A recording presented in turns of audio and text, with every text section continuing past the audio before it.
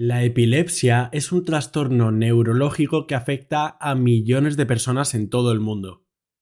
Cuando hablamos de epilepsia, solemos pensar en una persona que pierde el conocimiento, se cae al suelo y empieza a sufrir convulsiones, lo cual sí tiene parte de verdad, pero la epilepsia puede tener muchas formas diferentes y además no todas las crisis epilépticas son causadas por epilepsia.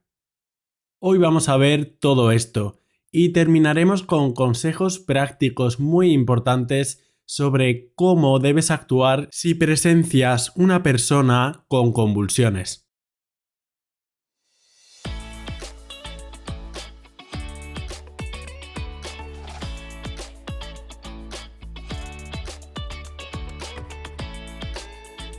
Buenos días, bienvenido a Entiende tu Salud, un podcast divulgativo para aprender sobre medicina y temas sanitarios de forma sencilla. Yo soy Gonzalo Vaquero y me puedes encontrar en las redes sociales Twitter, Instagram y TikTok como @entiendetusalud y en el correo electrónico entiendetusalud@gmail.com. Para hablar de la epilepsia es muy importante empezar definiendo y entendiendo qué es una crisis epiléptica. Una crisis epiléptica es la presencia de distintas manifestaciones transitorias y temporales por una actividad neuronal excesiva del cerebro, es decir, una hiperexcitación del cerebro entero o de una parte en concreto del mismo. Esto anterior sería una crisis epiléptica, lo cual es diferente de la epilepsia. Porque la epilepsia como enfermedad puede englobar, además de crisis epiléptica, otros síntomas. Voy a repetir esto. Una crisis epiléptica puede estar causado por muchos motivos diferentes, siendo el tener la enfermedad epilepsia solo uno de ellos. ¿Qué otras cosas pueden hacer una crisis epiléptica? Por ejemplo, por un fallo de que no le llegue sangre al cerebro, es decir, un ictus, o por un traumatismo también podría darse una crisis epiléptica, por tóxicos como el alcohol, o por otros procesos como grandes cambios del azúcar en la sangre. Pero sería solo eso, una crisis, y no se considera que una persona tenga epilepsia. Esto puede parecer una idea un poco enrevesada, pero te aseguro que lo vas a ir entendiendo a lo largo del episodio. Por otro lado, para que ocurra una crisis epiléptica, deben haber dos elementos esenciales. En primer lugar, una alteración de la excitabilidad celular, es decir, que se exciten demasiado. Y por otro, un defecto en cadena, es decir, que se propague esta descarga. Si ocurren estas dos cosas, ocurrirá una crisis epiléptica, que son muchas y muy diferentes las causas que pueden provocarlo. Y otro concepto muy importante, atento aquí. No todas las crisis epilépticas son iguales. Cuando pensamos en crisis epiléptica, normalmente se nos viene a la mente una persona con convulsiones en el suelo, pero una crisis epiléptica puede ser muy variable.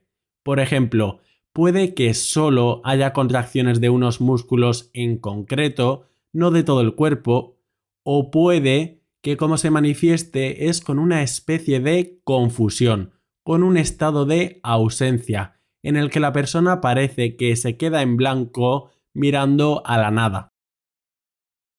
O incluso cosas tan diversas como sentir olores extraños. Puede ser tan diverso porque una crisis epiléptica no es más ni menos que la excitación de una parte del cerebro en concreto o del cerebro entero. Ya hemos comentado la diferencia entre crisis epiléptica y epilepsia crónica o epilepsia como enfermedad. En la epilepsia crónica ocurre una alteración del cerebro que se caracteriza por tener una predisposición mantenida a generar distintas crisis epilépticas, y además la epilepsia tiene otras consecuencias neurobiológicas, cognitivas, psicológicas y sociales.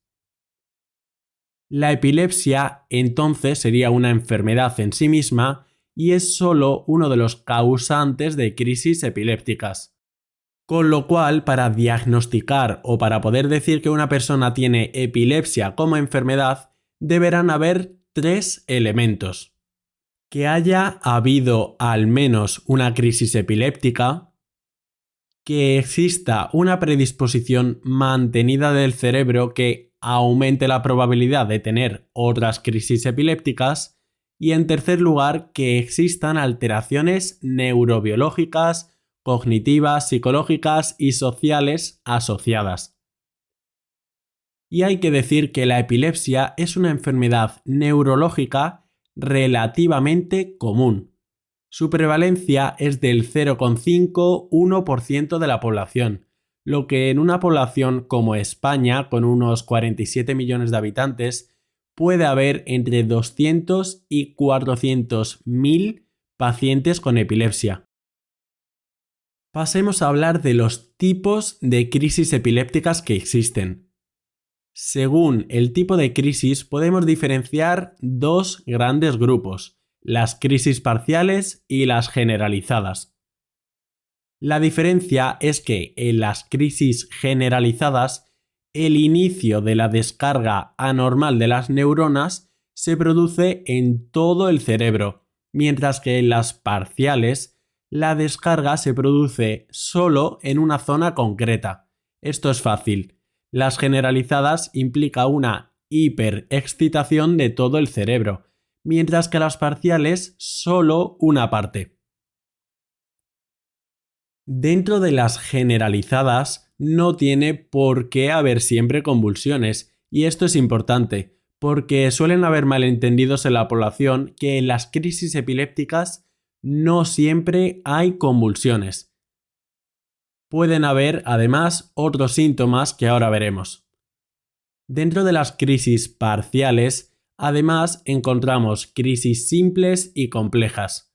¿Qué significa esto?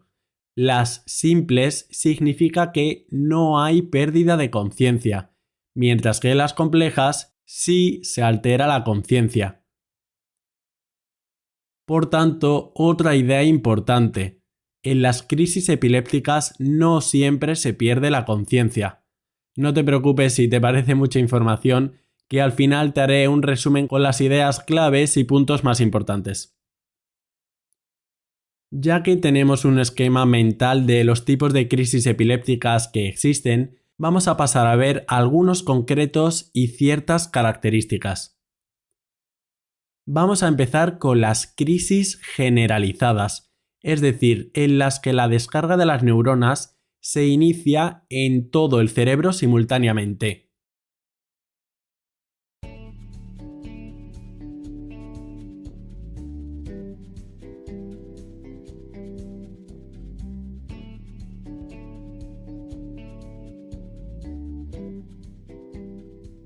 Vamos a ver los 3 tipos de crisis generalizadas más importantes. Un tipo de crisis generalizada muy importante son las crisis de ausencia. ¿Qué son las crisis de ausencia? Las crisis de ausencia suelen ocurrir en niños. Lo que ocurre es que el niño se queda con la mirada fija durante un breve periodo de tiempo, unos 15 segundos, como si se desconectase del mundo durante un momento, y una vez que se pasa, se recupera la actividad normal rápidamente, sin que normalmente haya ninguna confusión posterior. Estas son las crisis de ausencia, llamadas así porque el niño se queda como ausente, pero también puede ocurrir en personas más mayores. Las crisis de ausencia, por tanto, sería generalizada porque ocurre en todo el cerebro, pero aquí no habría convulsiones. Un segundo tipo de crisis epiléptica generalizada de todo el cerebro son las crisis mioclónicas. La palabra mioclónica, si te fijas, tiene sentido. Mio es un prefijo que significa muscular y clónica significa sacudidas, por lo que las crisis mioclónicas son en las que hay sacudidas de ciertos músculos. En estas, que ya no son tan típicas de los niños, sino ya de algo más mayores, ocurren sacudidas bruscas de las extremidades, típicamente de una corta duración. Pero las sacudidas pueden ser bastante prominentes. Aunque esta crisis epiléptica es generalizada de todo el cerebro, no hay afectación de la conciencia. Por ejemplo, podría ser el caso de una persona que se levanta, se está tomando un café y de repente tiene sacudidas rápidas, involuntarias y transitorias en los brazos que termina haciendo que se le caiga la taza. Este tipo de crisis puede ocurrir en cualquier parte del cuerpo, aunque lo más típico serían los brazos, las piernas y el tronco. Y el tercer tipo que vamos a ver son las llamadas crisis tónico-clónicas, que es lo que probablemente pienses cuando te hablan de una crisis epiléptica. En este tipo ocurren contracturas intermitentes de los músculos y sacudidas involuntarias de prácticamente todo el cuerpo. La persona típicamente se cae al suelo y sufre convulsiones. Suelen ser de unos 90 segundos de duración o menos y son las crisis epilépticas generalizadas más frecuentes. Después es normal que la persona tenga una fase de somnolencia, de dolor de cabeza o de malestar e incluso puede adormecerse. Hemos visto tres tipos de crisis epilépticas generalizadas. Las de ausencias, en las que el niño desconecta, las mioclónicas, en las que hay sacudidas de las extremidades o del tronco, y las tónico-clónicas, en las que la persona se cae y convulsiona. Hay otros tipos, pero no vamos a meternos. Breve recordatorio de que cualquiera de las crisis epilépticas puede estar causada por muchos motivos, desde tóxicos, golpes en la cabeza, falta de oxígeno o tener epilepsia como enfermedad crónica, pero no es la única causa.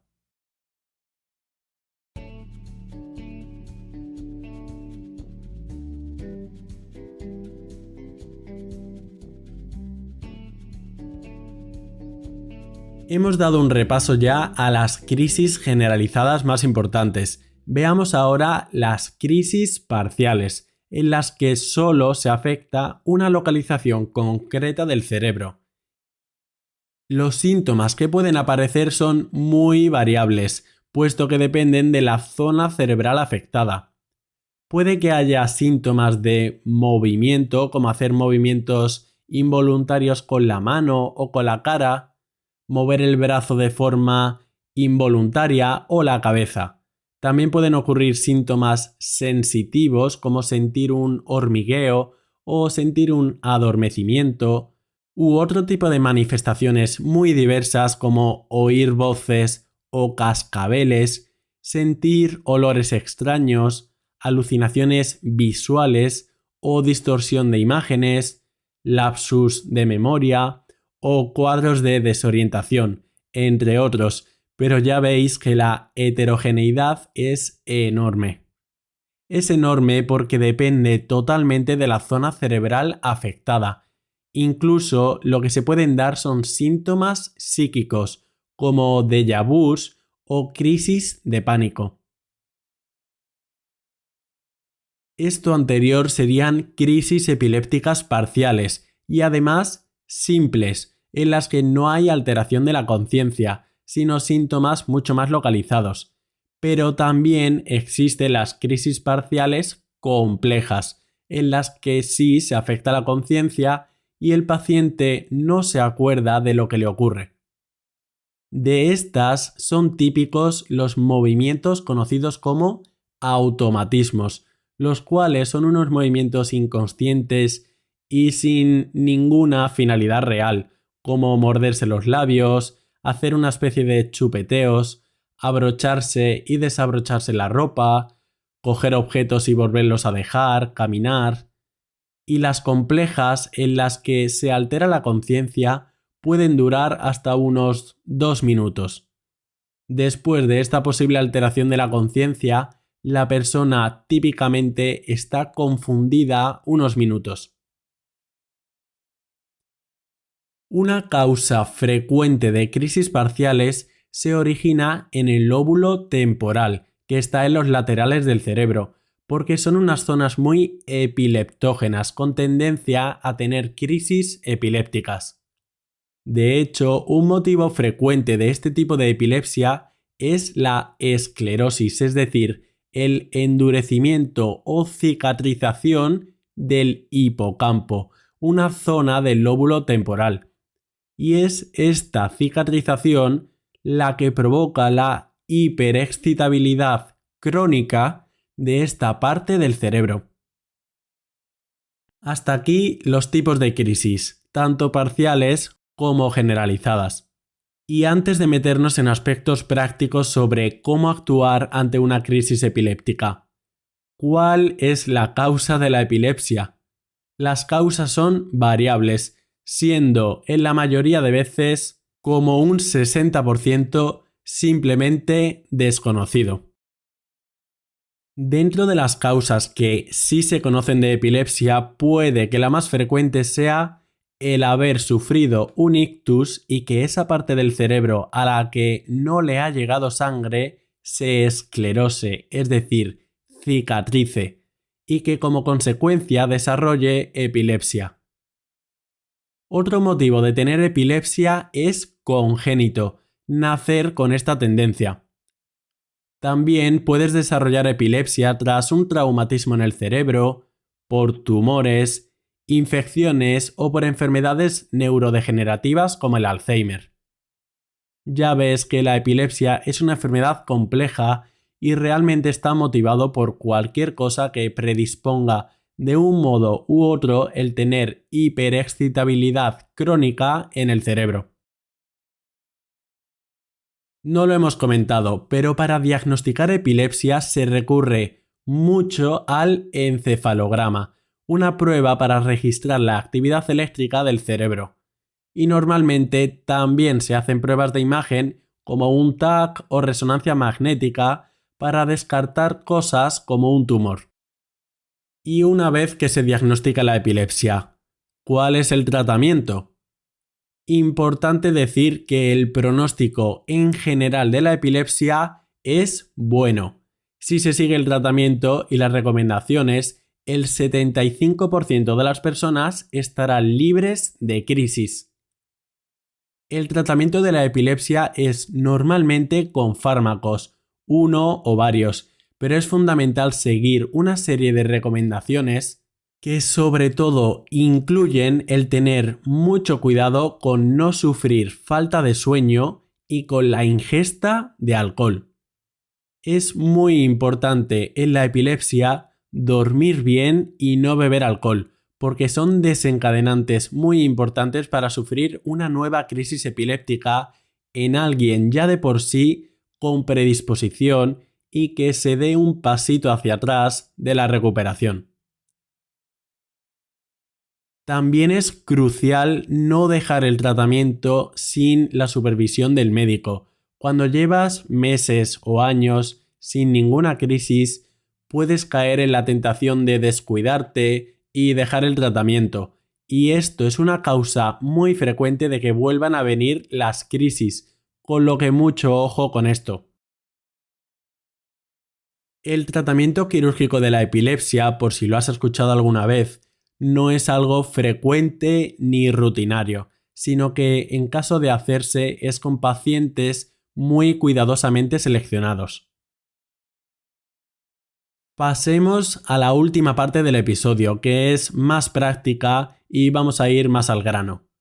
¿Qué hacer si vemos a una persona que está sufriendo una convulsión?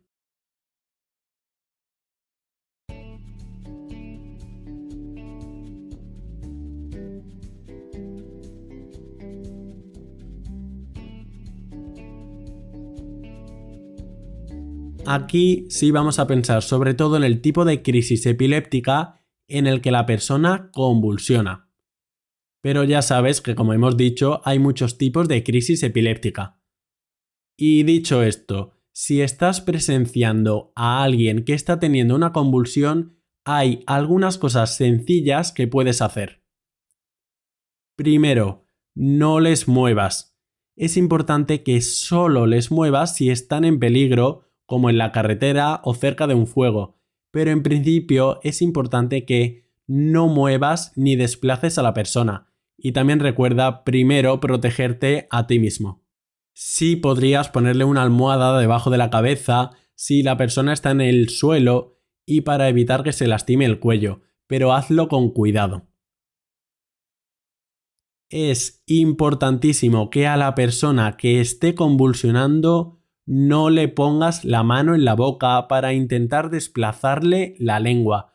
Corres el riesgo bastante probable de que la persona te muerda y el problema se multiplique. Así que muy importante no meterle la mano en la boca. La lengua no se traga.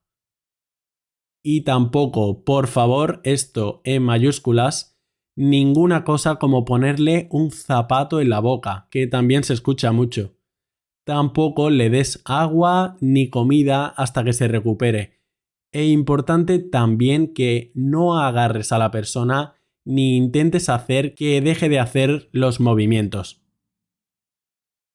Es un mito muy extendido el tema de meterle la mano en la boca o algún objeto como un zapato, así que por favor recuerda esto. Entonces, ¿qué puedes hacer? Esta es la clave. Deja que terminen las convulsiones, que normalmente serán segundos o pocos minutos, y una vez que han cesado, le pones en posición de seguridad. Para la posición de seguridad tendrás que flexionarle levemente las rodillas y rotar su cuerpo hacia el lateral mientras está acostado al tiempo que le mueves también el brazo. Es decir, ponerle en posición de seguridad una vez que ha terminado de convulsionar. Para saber cómo es esta posición te voy a enlazar un vídeo en las notas del episodio porque es mucho más fácil entenderlo de forma visual. Cuando la persona haya terminado de convulsionar, intenta quedarte a su lado, vigilarla y ser atento y cariñoso. La persona puede estar algo desorientada y bastante asustada. Otra cosa importante, ¿cuándo llamar a una ambulancia? Si dura más de 5 minutos, es importante que llames a la ambulancia. Otras cosas útiles que puedes hacer cuando un ser querido u otra persona tiene alguna convulsión es recolectar información importante. Por ejemplo, ¿qué estaba haciendo la persona antes de la convulsión? ¿La persona mencionó algún síntoma como un olor extraño o un sonido poco habitual? ¿Le notaste algún cambio de humor? La mayoría de convulsiones cesan ellas solas. Lo más importante que puedes hacer es dejar que la persona termine de convulsionar, que será breve, y cuando acabe ponerla en posición lateral de seguridad, quedarte a su lado y valorar si llamar a emergencias. Muy importante no ponerle nada en la boca ni meterle la mano. Intenta estar tranquilo dentro de lo posible y hacer que la persona se sienta lo más cómoda que pueda. Todos estos consejos son muy simples y que puede seguir todo el mundo, pero créeme que pueden marcar la diferencia. Y hasta aquí el episodio sobre epilepsia y crisis epilépticas. Sé que ha sido algo más denso, pero creo que te puedes ir con muchas ideas importantes. Recuerda darle a seguir para no perderte los siguientes y si te ha gustado me puedes ayudar compartiéndolo a tus amigos y dejando una valoración positiva en la plataforma donde escuches podcast. Para cualquier cosa me puedes encontrar en las redes sociales como @entiendetusalud y en el correo electrónico entiendetusalud@gmail.com. Un abrazo y hasta otra.